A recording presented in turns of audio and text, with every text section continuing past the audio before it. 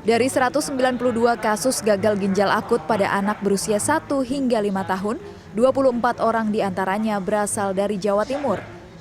Data Ikatan Dokter Anak Indonesia atau IDAI Jawa Timur ini didapat berdasarkan jumlah pasien yang dirujuk ke Rumah Sakit Sutomo Surabaya dan Rumah Sakit Umum Daerah Saiful Anwar Malang. Di referral, dirujuk ke rumah sakit yang punya fasilitas hemodialisa.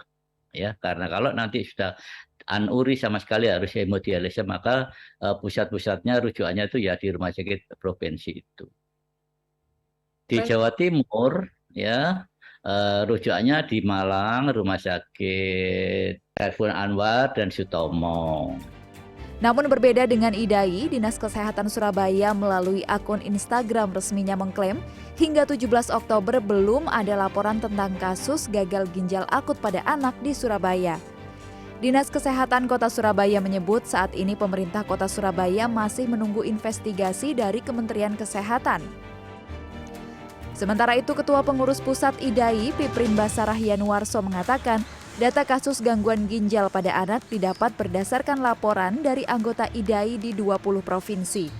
Data ini tidak bersifat real time karena hanya merupakan laporan sukarela dari anggota IDAI, terlebih IDAI tidak memiliki akses ke fasilitas layanan kesehatan dan rumah sakit untuk mendata.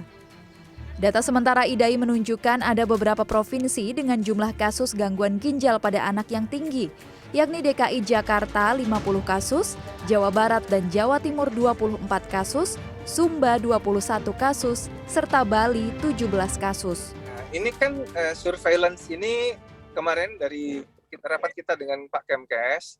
Jadi yang surveillance nanti akan diambil alih oleh Kemkes ya, karena IDAI itu kan nggak bisa punya akses ke rumah sakit, ke Fasienkes kita nggak punya akses.